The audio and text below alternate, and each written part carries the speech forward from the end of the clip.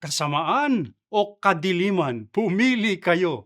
Magandang araw mga kaibigan, magkapet pandasal muna po tayo. Ito po si Father Nono.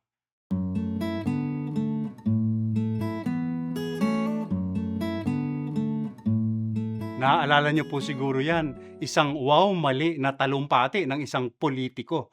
Pero sa maraming mga tao ngayon, parang yan na lang ang nakikita nila, ang paglaganap ng kasamaan at kadiliman sa ating mundo, ang pagwawagi o pananagumpay ng kampo ng dilim kumbaga.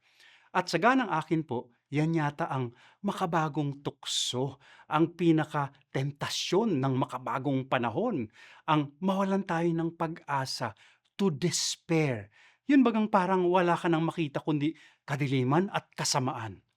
Sa ulado po natin yung seven capital sins na sinasabi, pride, lust, greed, avarice, anger, envy, jealousy. Pero siguro nga po, kailangan na ring idagdag diyan yung despair dahil usong-uso na.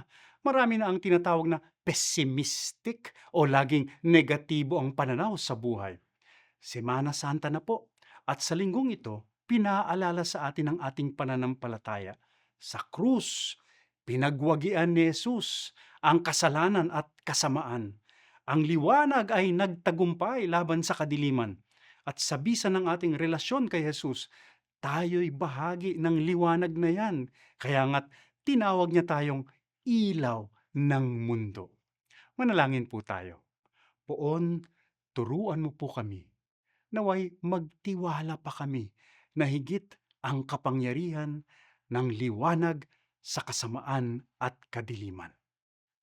Amen.